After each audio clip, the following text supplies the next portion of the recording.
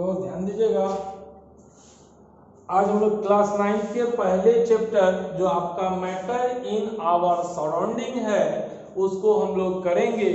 आप जानते हो कि आपके इर्द गिर्द आपके सराउंडिंग में ढेरों सारे मैटर हैं और उनके अलग अलग क्या है स्टेट्स हैं। अब ये स्टेट वो सॉलिड स्टेट में हो सकता है, लिक्विड स्टेट में हो सकता है और गैसियस स्टेट में हो सकता है। सबसे पहले आज हम लोग ये जानेंगे कि आपके इर्द गिर्द कौन कौन से मैटर हैं, फिर जानेंगे कि मैटर कहते किसको हैं, और थर्ड वन ये जानना है कि आखिर जो मैटर है इनके कौन कौन से स्टेट हैं, और सारे स्टेट में बाबू कैसे पहचाने कि ये सॉलिड स्टेट्स है, क्या उसके अंदर जो फोर्स है, उसके अंदर जो डेंसिटी होगा, उनका जो मास होगा, उनका जो वॉल्यूम होगा बाबू वो किस तरह का होगा, ये सारी स्टडी आज हम लोग करेंगे। क्लियर?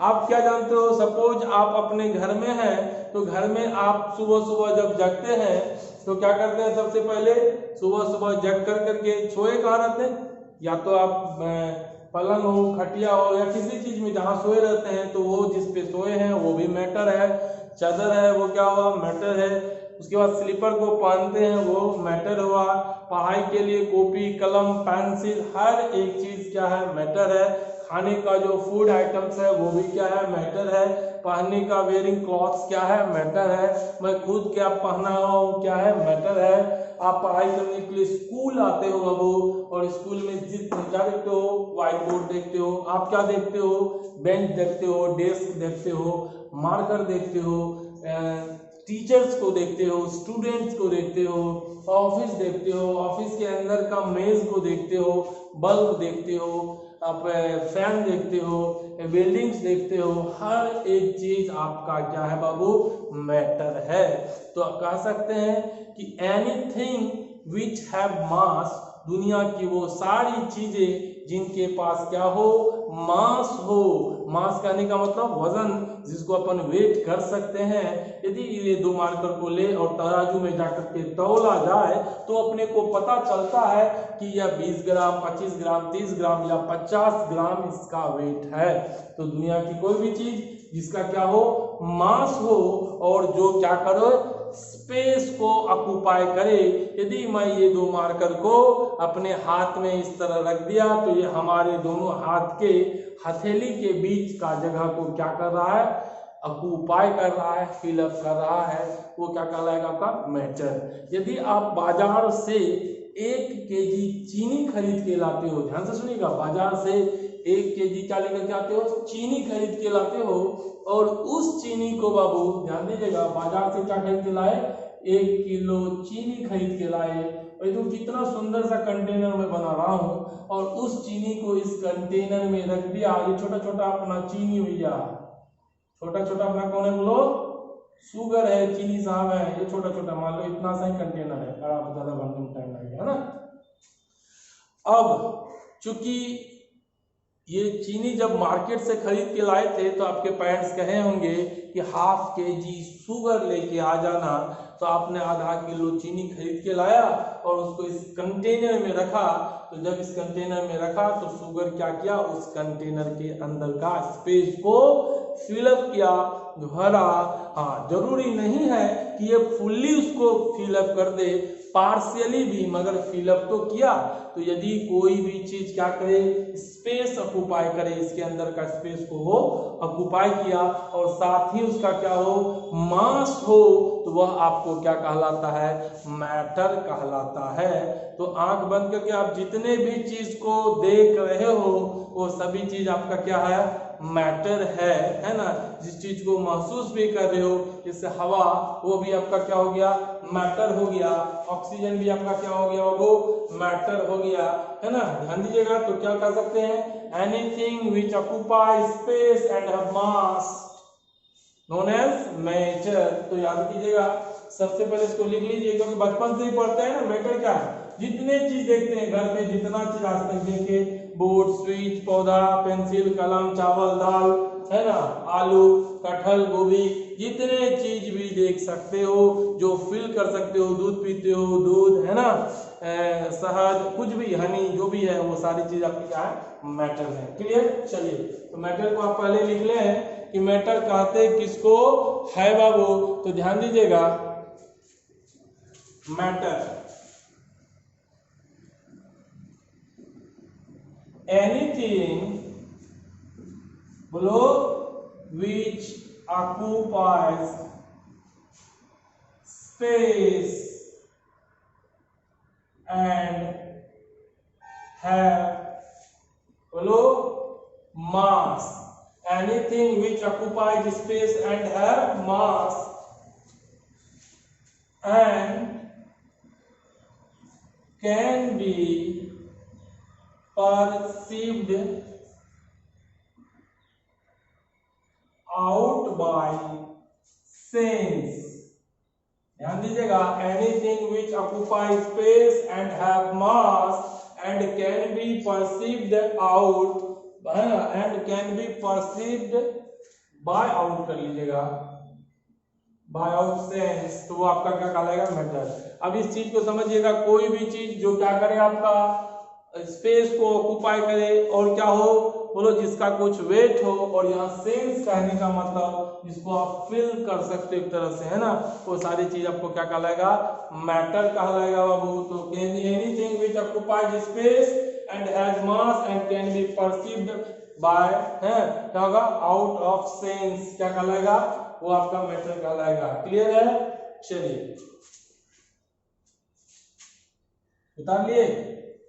चलिए, अब जब मैटर का क्लासिफिकेशन करते हैं बाबू, तो मैटर का क्लासिफिकेशन दो तरह से होता है, एक फिजिकल क्लासिफिकेशन है, दूसरा केमिकल क्लासिफिकेशन है।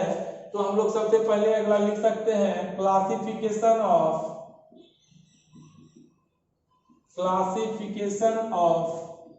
मैटर। तो दुनिया की सारी चीजें जो क्या करे, स्पेस ऑक्यूपाई करे और जिनका कुछ ना कुछ क्या हो, मास हो, वो क्या कहलाता है, मैटर कहलाता है। तो ध्यान दीजिएगा, क्लासिफिकेशन ऑफ मैटर दो तरह का, एक आप लिख सकते हो physical classification and second one is chemical classification. इस चैप्टर में बाबू आपको जो पढ़ना है वो पढ़ना है फिजिकल क्लासिफिकेशन। इस चैप्टर में अपने को क्या पढ़ना है, फिजिकल क्लासिफिकेशन। क्लासिफिकेशन दो तरह का, एक फिजिकल, दूसरा केमिकल क्लासिफिकेशन। और आपको इस चैप्टर में जो पढ़ना है, कौन सा क्लासिफिकेशन पढ़ना है, फिजिकल क्लासिफिकेशन पढ़ना है बाबू।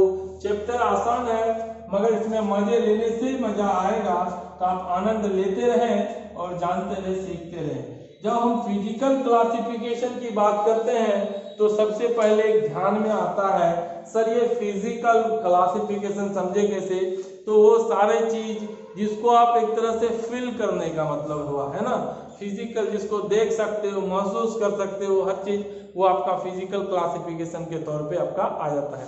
केमिकल्स में क्या होते हैं, न्यू बॉन्ड्स बनता है, एनर्जी रिलीज होती है, ये सारे आपका क्या होगा, केमिकल क्लासिफिकेशन। केमिकल क्लासिफिकेशन में क्या होता है, मैटर के अंदर बॉन्ड्स होते हैं, मैटर का कुछ अपना आइडेंटिटी होता है, ध्यान दीजिएगा, और सिंपल है ना। और फिजिकल क्लासिफिकेशन तीन तरह का है बाबू आपका, एक तो अपन करते हैं सॉलिड, दूसरा liquid and third one is gas. तो मैटर के तीन स्टेट है, सॉलिड, मैंने क्यों बोला फिजिकली, इसको आप विजुलाइज कर सकते हो, ये सॉलिड स्टेट है, बोलो क्या, बोलो सॉलिड, दिख रहा है ना भाई, दिख रहा है कि नहीं दिख रहा है, बोलो हाँ सॉलिड है, सॉलिड, बोलो हाँ या ना।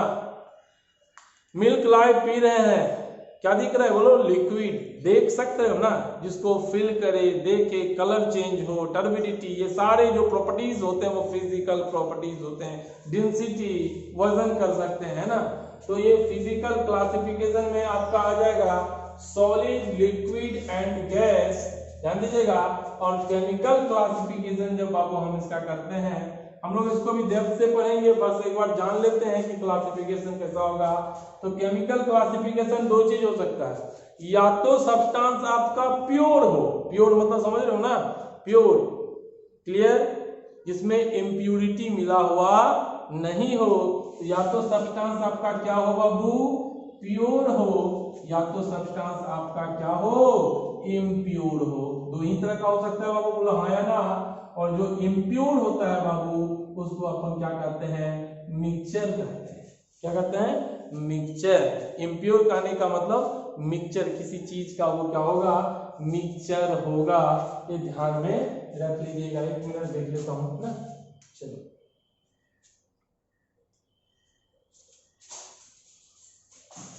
एक सेकंड।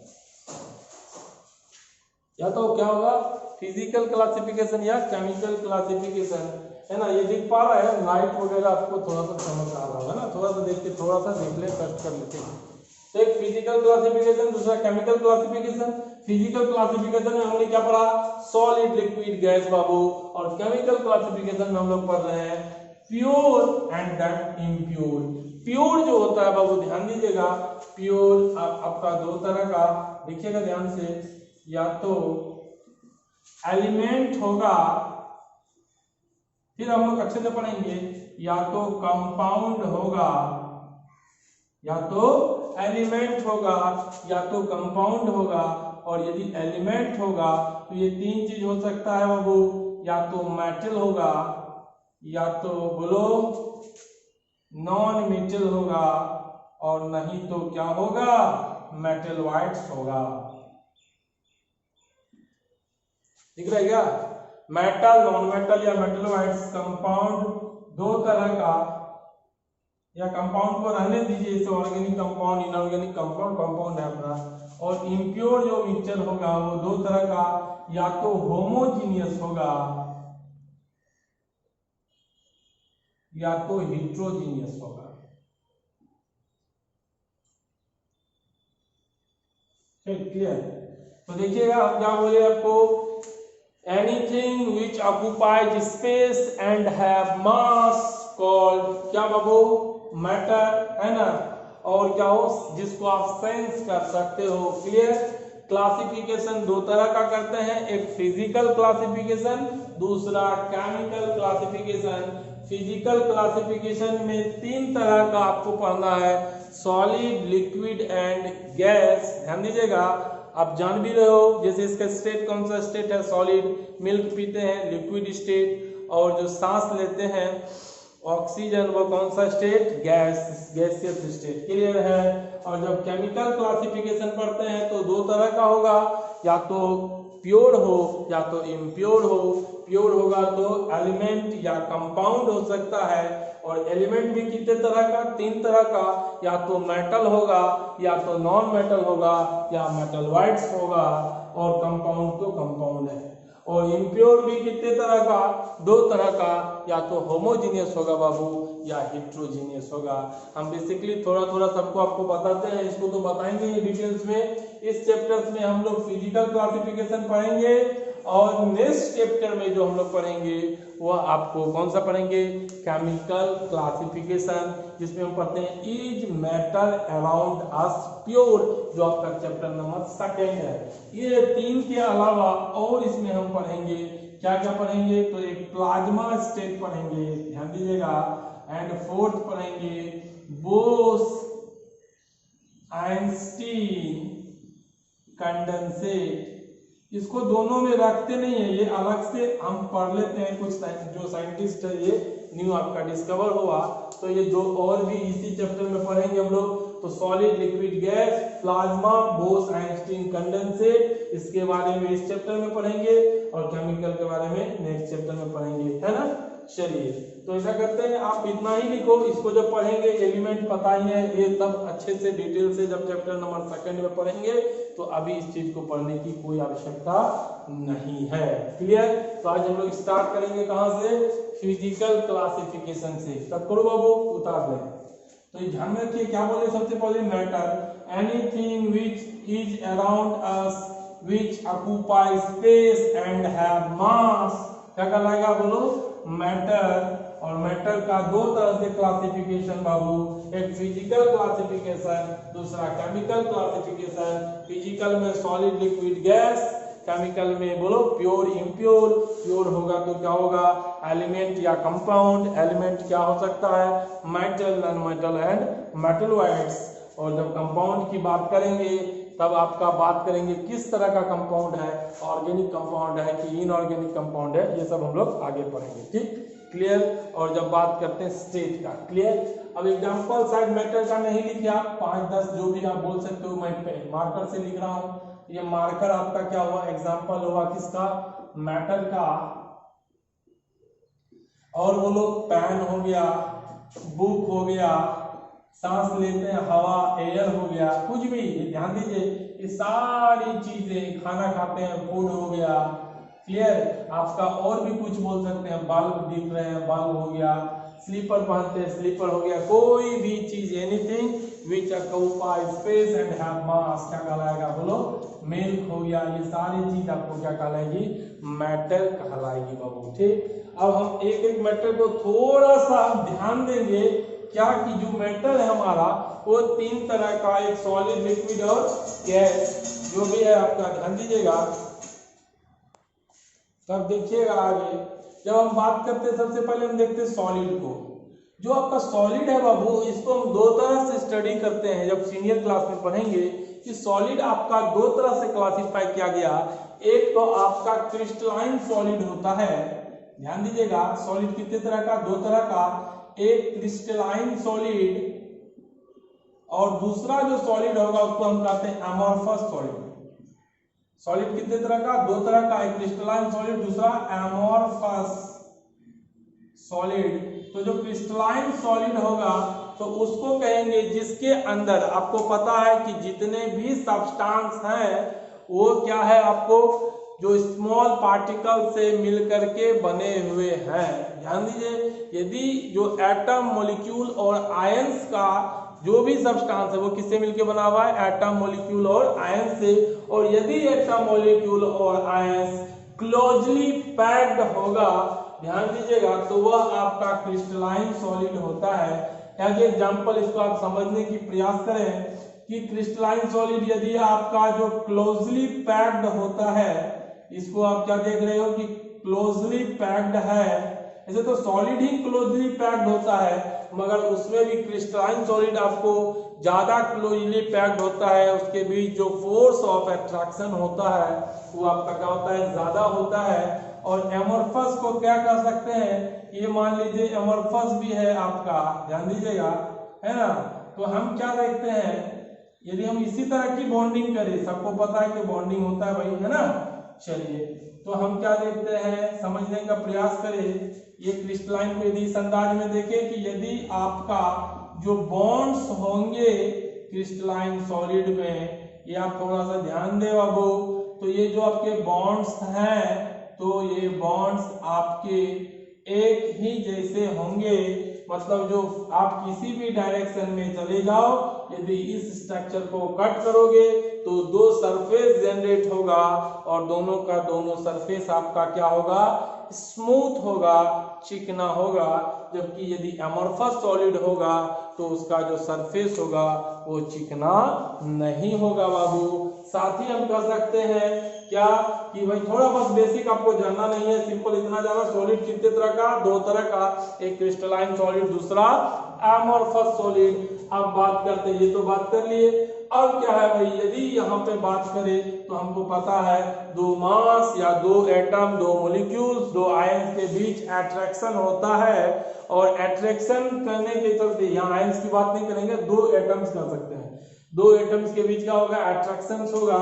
जब अट्रैक्शन यदि होगा 2 मास एक दूसरे को अट्रैक्ट कर रहा होगा, आपको पता है, और चूंकि यहाँ पे डिस्टेंस क्या है बराबर है, तो ये जो अट्रैक्शन होगा वो क्या होगा हर जगह बराबर होगा।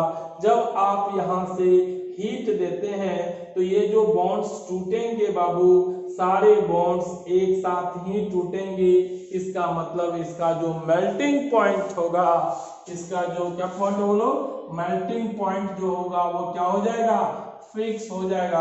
क्योंकि मान लो समान डिस्टेंस पे सारे बॉन्ड्स हैं, आपने हीट किया, सारे बॉन्ड्स का बीच का डिस्टेंस बराबर मतलब उसके बीच लगने वाला फोर्स भी बराबर, और जैसे आप हीट करते हो तो एक साथ सारे बॉन्ड्स टूट जाएंगे, तो आपको पता चलेगा कि मेल्टिंग पॉइंट इसका फिक्स होगा। जबकि इसमें क्या होता है, सारे नहीं टूटेंगे।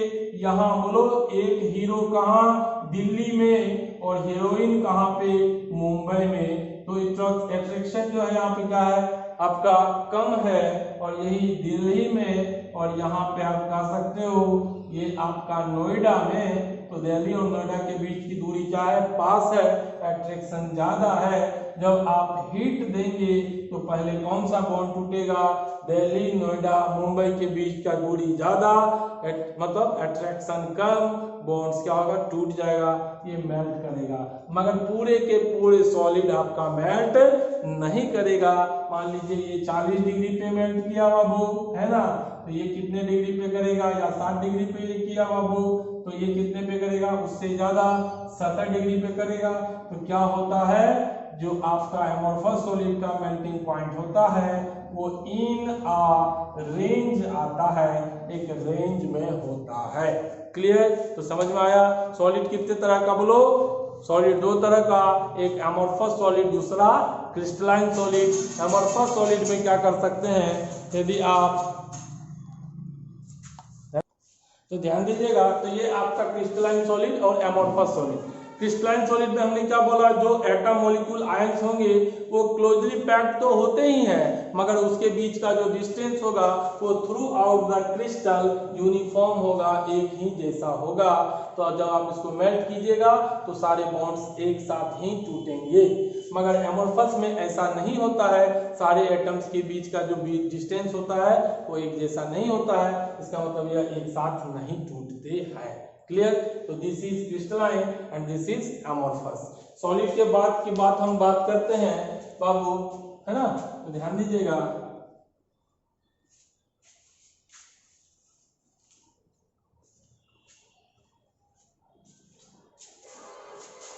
अब लिक्विड की बात करते हैं, तो यहां से हम लोग एक बात कर लेते हैं कि कुछ हम लोग चर्चा कर लेते हैं। जैसे हम सॉलिड की बात करेंगे तो सॉलिड में क्या होता है, ये आपका लिक्विड की बात कर लेंगे और यहाँ हम गैस की बात कर लेंगे। आप बाजार से तीन चीज को कंपैरिजन करेंगे। सबसे पहले मास, आप बाजार से जाकर के 1 केजी शुगर लेके आए तो क्या बाबू उसका मास बदलेगा किसी कंटेनर में डालने पे? नहीं। बाजार से यदि 1 केजी शुगर खरीद के लाए तो यहाँ पे भी जो मास होगा बाबू वह 1 केजी ही होगा। तो ध्यान दीजिएगा, यहाँ से कह सकते हैं मास क्या होगा, फिक्स होगा, क्योंकि मास नहीं बदलता है, आप बाहर से लेके आए या कहीं से आए। क्लियर? साथ ही ध्यान दीजिएगा, इसकी जो वॉल्यूम होगी, वॉल्यूम वो भी क्या होगी बाबू बोलो, फिक्स होगी। कहने का मतलब 1 केजी, ध्यान दीजिएगा, 1 केजी शुगर को रखने के लिए जितना स्पेस चाहिए उतना ही स्पेस लगेगा, उससे ना ज्यादा लगेगा ना उससे कम लगेगा। कोई बच्चे बोले नहीं सर, हम देखिए सर मेरे पास ऐसा बर्तन है सर, इसमें तो 1 केजी इतने में आ गया सर, 1 केजी तो इतने में आ गया। हमने उनको बताया कि बाबू ध्यान दो, ये अपना ऐसा बर्तन लेके आया इस बार, तो ये जगह कितना ले लेगा, 1 केजी इतना जगह ले लेगा। इसका मतलब यदि चौड़ाई बढ़ी तो लंबाई क्या हो गया, बढ़ गया। तो वॉल्यूम आपका जो आएगा वो वॉल्यूम क्या आएगा बोलो, वॉल्यूम कैसे निकालते हैं, एरिया इंटू हाइट। तो यहाँ से एरिया इंटू हाइट जो निकालिएगा और यहाँ पे जो एरिया इंटू हाइट निकालिएगा, दोनों वॉल्यूम क्या होगा, सेम होगा। तो सॉलिड में मास भी फिक्स, बोलो वॉल्यूम भी फिक्स, और साथ में ध्यान दीजिएगा सॉलिड का शेप भी फिक्स होता है। कुछ बच्चे बोलेंगे क्या, नहीं सर सॉलिड का शेप फिक्स नहीं होता है। हम बोले कैसे बाबू बताओ, कैसे फिक्स नहीं हुआ? बोले सर, बोले क्या, चीनी लेके आते हैं सर, छोटा छोटा दाना सर, उसको जब बर्तन में रखते सर उसका शेप ले लिया सर। हम बोले जब स्पेशल एक चीनी की बात करोगे तो उसका जो शेप होगा वो फिक्स होगा, वो बदलेगा नहीं।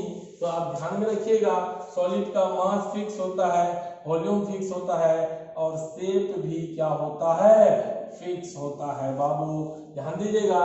और लिक्विड की जब बात करें तो लिक्विड का भी मास यदि बाजार से खरीद करके 1 केजी, हम लीटर की बात नहीं कर रहे हैं, 1 केजी मस्टर्ड ऑयल लेके आए तो ये मास आपका फिक्स होगा, बदलेगा नहीं। अब बात करते हैं वॉल्यूम का, किसका बात करेंगे, वॉल्यूम का। तो यदि 1 लीटर वहां से लाए और उसको दूसरे बर्तन में यदि रख दिए, मान लीजिए ये आपका छोटा सा ऐसा वाला बोतल में आप 1 लीटर सरसों तेल लाए और इसको ऐसा वाला बोतल में रख दिए बाबू, ध्यान दीजिएगा, है ना, ऐसा वाला बोतल में रख दिए, इसको जब इसमें पलट दिए, क्या वॉल्यूम बदल जाएगा? नहीं भाई, पहले यहां तक था, अब चूंकि चौड़ाई बढ़ गई तो इतना आएगा, मगर नीचे का एरिया और इसका हाइट को गुना कर दें तो जो आपका वॉल्यूम आएगा वो यहाँ भी एरिया इंटू हाइट को गुना कर दें, जो वॉल्यूम आएगा, this is area into height, area into height, volume आपका क्या आएगा, सेम आएगा, वॉल्यूम बदलेगा नहीं। तो वॉल्यूम फिक्स लिखेंगे, मगर बाबू ध्यान दीजिएगा शेप क्या होगा। तो आपको यदि याद होगा कि लिक्विड के केस में, रब कर दो इसको, कि यदि हम लोग कभी भी, ध्यान दीजिएगा, एक बार की बात है, कभी कभी दूध तो सबको अच्छा लगता है, तो दूध सबको अच्छा लगता है,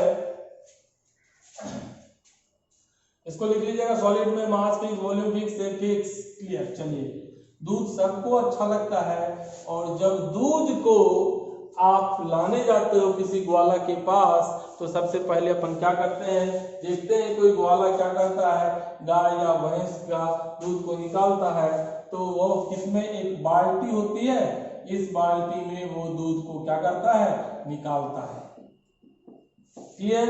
अब हमने क्या देखा, ध्यान दीजिएगा, ये लिख लीजिएगा, है ना, शेप भी हम बता देते हैं, शेप है ना फिक्स नहीं होगा, नॉट फिक्स, यहाँ लिख दीजिएगा नॉट फिक्स। अब फिर कैसे होता है वो हम चर्चा कर लेते हैं, आपको ध्यान दीजिएगा। अब यहाँ बात कर रहे हैं हम लोग, है ना, चलिए, जब ये दूध को क्या किया, यहाँ पे निकाला गाय वाला, है ना, और उसके बाद आप छोटा सा बोतल इसके पास लेके गए, बोले भैया हमको क्या दे दो, दूध दे दो, तो इसने क्या किया, इसमें दूध दिया। अब पहले ये कैसा दिखने में था, बोलो, बाल्टी के जैसा, अब ये कैसा हो गया, दूध का शेप, दूध जो शेप है वो कैसा हो गया, बोतल के जैसा हुआ। फिर गए घर, मम्मी क्या की, कढ़ाई में दूध को क्या कर रही थी, हीट कर रही थी, बॉयल कर रही थी, हमने इसमें डाला, अब किसके शेप का ये हो गया बाबू, कढ़ाई के शेप का हो गया। और देखिए कि मम्मी थोड़ा सा उनका ध्यान भटका तो दुर्घटना घटी, सुने ना, है ना, सावधानी हटी तो दुर्घटना घटी। तो ये हीट कर रहे थे, अचानक यहाँ क्या आया, दूध में उफान आया और दूध फिर नीचे इस तरह गंगा नदी बन गई, क्लियर, समझ आ रहा है ना। तो पहले कैसा शेप था, बाल्टी का, बाद में क्या हो गया, बोतल का, फिर क्या हो गया, कढ़ाई का, और फिर यहाँ आके गिरा और यह देख रहे हो बहते हुए जा रही है और ये बन गई नदी, मतलब एक छोटा सा कह सकते हैं, क्लियर है ना। और इसके अंदर एक प्रॉपर्टी आ जाता है, क्या, फ्लो करने का। तो वो सब्सटेंस जो फ्लो करता है उसको क्या कहते हैं, फ्लूइड कहते हैं, क्या कहते हैं, फ्लूइड कहते हैं। तो बहने का काम दो चीज करेगा, या तो लिक्विड बहेगी या तो गैस बहेगा। तो दोनों लिक्विड और गैस दोनों क्या कहलाता है, फ्लूइड कहलाता है। तो the substance which can flow known as fluid. तो इसके अंदर एक और एबिलिटी हो गई है ना, वो फ्लो करने की, क्लियर, ध्यान दीजिएगा। यहाँ से आपको क्या पता चला, जो लिक्विड है बाबू उसके पास मास तो फिक्स होता है, वॉल्यूम भी फिक्स होता है, मगर शेप फिक्स नहीं होता, जिस बर्तन में डालिए उसका शेप ले लेगा, ठीक। नेक्स्ट अपन गैस की बात करते हैं। तो गैस जो होगा बाबू, जो भी है, यदि ये 1 केजी 2 केजी जितने भी आप गैस की यदि मास की बात करें तो गैस का भी मास होगा कुछ, तो मास तो फिक्स होगा, बोलो, और बोलो, वॉल्यूम गैस का फिक्स नहीं होता, क्यों मास हम बोल रहे हैं फिक्स होगा? आप बाजार से सिलेंडर खरीद के लाते हैं, उसके अंदर लिखा हुआ 14.2 kg, ध्यान दीजिएगा क्या लिखा रहता है, 14.2 kg गैस उसके अंदर लिखा रहता है बाबू, इसका मतलब मास फिक्स है। क्लियर? चलिए, बहुत सारे गैस को आप ले सकते हैं केजी में। क्लियर? तो मास फिक्स हो गया, वॉल्यूम फिक्स, वॉल्यूम फिक्स हम नहीं कर सकते। क्यों? क्योंकि यदि याद होगा आपको, ये बड़ा सा सिलेंडर माना जाता है, ध्यान दीजिएगा, ये छोटा ऐसा सिलेंडर है, सिलेंडर नहीं बनता भैया, ऐसा सिलेंडर है। चलो अब सीख गया मैं सिलेंडर बनाने, चलो ऐसा वाला सिलेंडर, ठीक, एक सिलेंडर छोटा वाला है ना, ध्यान दीजिएगा। अब आप क्या किए, इसमें कुछ गैस है, इसको बड़ा सिलेंडर में बाबू आपने ऐसे करके बड़ा सिलेंडर में आपने ला करके रख दिया। गैस को कोई बांध के नहीं रख सकता, जितने गैस यहाँ थे वो सारे गैस यहाँ आएंगे और क्या होगा, इजी टू फ्लो, कहीं भी जा सकता है, पूरे के पूरे सिलेंडर में यह मूव करेगा। तो बोला जाता है कि गैस का जो वॉल्यूम होता है वो क्या होता है, सिलेंडर के वॉल्यूम के बराबर होता है। क्यों? क्योंकि गैस जो है उसके बीच जो फोर्स ऑफ अट्रैक्शन होता है वो लगभग 0 होता है, ना के बराबर होता है। जब ना के बराबर होगा तो वह पूरे के पूरे सिलेंडर में क्या करेगा, मूव करेगा, घूमेगा और पूरे के पूरे सिलेंडर का जगह को क्या करेगा, भरेगा, फिल अप करेगा। तो इससे आपको पता चल गया, क्या पता चला बाबू, ध्यान दीजिएगा, जो गैस होगा उसका जो वॉल्यूम होगा वो नो फिक्स नहीं होगा, जिस कंटेनर में रखे वॉल्यूम उसी का होगा। सवाल कोई पूछेगा सर क्यों, तो बताइएगा, because force of attraction in gas is almost 0।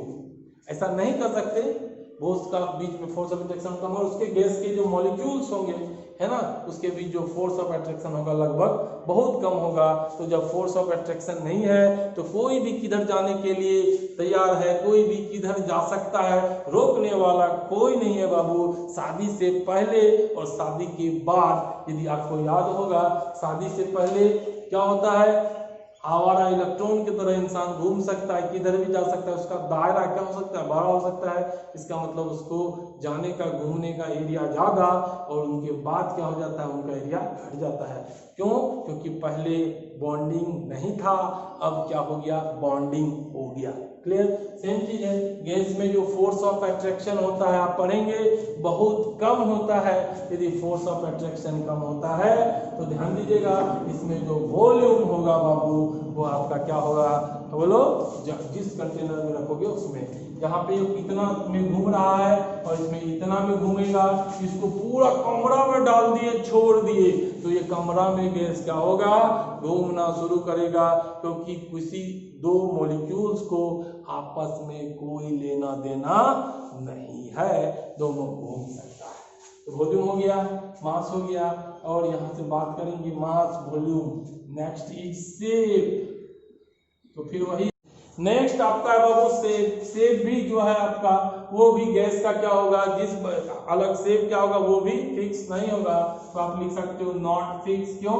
जिस कंटेनर में रखिएगा शेप आपका वही हो जाएगा, है ना। लगभग बोलते हैं कि भाई अब गैस है यहाँ पे हम छोड़ दिए तो गैस क्या हुआ, जाना शुरू कर दिया इससे, तो अब इसका शेप कैसा हो गया, ऐसा हो गया। यदि गैस को मान लो इस वाले कंटेनर में छोड़ देंगे, ये शेप कैसा हो जाएगा, ऐसा जाएगा, ये शेप कैसा हो गया, सिलेंड्रिकल शेप हो गया, जा रहा है। अब बोले भैया तुम्हारा मुंह थोड़ा सा टेढ़ा करेंगे, इधर से लीक कर दिया, ये गैस किधर जाना शुरू किया, ऐसा जाना शुरू किया, तो बोला भैया शेप कैसा हुआ, ऐसा शेप हो गया। तो आप क्या देखते हो, इसका मास फिक्स होगा मगर वॉल्यूम फिक्स नहीं होगा, शेप फिक्स नहीं होगा, है ना। कोई दिक्कत बाबू नहीं। तो ध्यान दीजिएगा, आज के क्लास में हम लोग क्या पढ़े, तो देखिए हमने आज क्या क्या पढ़ा। सबसे पहले हमने पढ़ा कि मैटर किसको कहते हैं, तो matter is anything around us which occupy space and have मास। दो तरह का क्लासिफिकेशन, एक बार मेमोरी को ये कर लीजिएगा, एक फिजिकल क्लासिफिकेशन, एक केमिकल क्लासिफिकेशन। फिजिकल क्लासिफिकेशन 3 तरह का हमने पढ़ा। एक क्या पढ़ा बोलो बाबू, सॉलिड, लिक्विड और गैस, 3 तरह का पढ़ा। उसके बाद केमिकल क्लासिफिकेशन में हमने पढ़ा एक प्योर सब्सटेंस होता है, दूसरा इम्प्योर, प्योर सब्सटेंस जो होगा आपको वो आपका एलिमेंट होगा या तो कंपाउंड होगा। एलिमेंट को फर्दर हमने डिवाइड किया वो क्या बोलो, मेटल, नॉन मेटल, मेटलॉइड्स, और फिर कंपाउंड को तो बोले ना, यदि डिवाइड करेंगे तो इनऑर्गेनिक और ऑर्गेनिक में। क्लियर। और उसके बाद जब बात करते हैं इम्प्योर, तो इम्प्योर को ही हम मिक्सचर कहते हैं। मिक्सचर कितने तरह का, दो, या तो होमोजीनियस या हिट्रोजीनियस। इसको हम अगले चैप्टर में ये केमिकल वाले को सभी को पढ़ेंगे। अभी फिलहाल हम सॉलिड, लिक्विड, गैस को पढ़े। तो सॉलिड किसको कहते हैं, जिसका mass fix, volume fix, shape fix हो, क्या कहलाएगा, सॉलिड। लिक्विड में मास फिक्स है, लेके आए यदि मास फिक्स है, मगर वॉल्यूम क्या होगा आपका, वो भी फिक्स होगा, मगर शेप बदल जाएगा। जिस कंटेनर में रखेंगे उसका शेप ले लेगा। गैस की बात करें तो क्या होगा, मास यदि लेके बाहर से आए जितना उतना ही वजन रहेगा, है ना। वॉल्यूम क्या होगा, बोलो वो वॉल्यूम जिस कंटेनर में रखिएगा उसी का शेप ले लेता है, मतलब वॉल्यूम फिक्स नहीं होगा और शेप भी फिक्स नहीं होगा। आज के लिए इतना ही बाबू, है ना, ठीक। और लेटेस्ट नोटिफिकेशन प्राप्त करने के लिए, पाने के लिए कि कौन सा लेक्चर आया, और वीडियो को आप एक बार क्या कर देंगे, सब्सक्राइब कर देंगे, क्योंकि चैप्टर ही आपका ऐसा है, मैटर इन आवर सराउंडिंग। हम प्रयास करेंगे इनमें ज्यादा से ज्यादा इंटरेस्ट जनरेट किया जाए, क्योंकि चैप्टर बहुत आसान सा है, तो इसको हम लोग कर लेंगे, है ना। और हंसते खेलते पढ़ना है। आपको जहां तक पता है कि ये नोट्स को क्या करेंगे, सिंपली लिखेंगे, और लिखने के बाद आज का जो नोट्स आप लिखोगे, क्या क्या लिखोगे, मैटर का डिफिनेशन लिख लेना, फिर अपने क्या पढ़ा, क्लासिफिकेशन, उसको लिखिएगा। सॉलिड में दो तरह का, एक क्रिस्टलाइन सॉलिड, एक एमोर्फस पढ़े। लिक्विड सॉलिड, लिक्विड गैस का जो प्रॉपर्टीज में देखोगे, शेप, फिजिकल, है ना, शेप, उसके बाद मास और वॉल्यूम, उनको आप लिखेंगे इतना करके, है ना। चलिए आज के लिए आपके लिए नेक्स्ट क्लास 9 में आप लोग 8 से आगे, इसके लिए बहुत बहुत आप लोग को शुभकामना। पेपर तो बहुत नहीं दे पाए होंगे कोरोना के चलते, मगर फिर भी आपकी प्रिपरेशन को आपको मेंटेन करके रखना है। चलाते रखिए, अच्छे से लिखिए। और अपन क्या करेंगे इसमें, कुछ कुछ, चूंकि चैप्टर आसान सा है बाबू, तो साइड से अपन क्या करेंगे, कुछ कुछ अच्छे अलग से आपका अच्छी अच्छी चीज को हम सीखेंगे, जो इस चैप्टर से थोड़ा सा बाहर का भी रहेगा। टेंशन ना ले, हंसते खेलते सीखे, कॉपी को पलटे, चीज आपको आसानी से आ जाएगा। ठीक, फिर मिलते हैं, है ना। और दो सॉलिड, लिक्विड, गैस तो पढ़ेंगे, साथ ही साथ दो और स्टेट जो बोले थे, बोस आइंस्टीन कंडेंसेट और प्लाज्मा स्टेट, ये हम लोग सबसे लास्ट में चर्चा करेंगे, है ना। अब फिर ये सारी चीज को चर्चा करके, और उसके बाद फिर नेक्स्ट चैप्टर स्टार्ट करेंगे, is matter around us pure. इस चैप्टर में कम से कम 5 से 6 लेक्चर आपका लगेगा। ठीक है बाबू, चले, बाय बाय।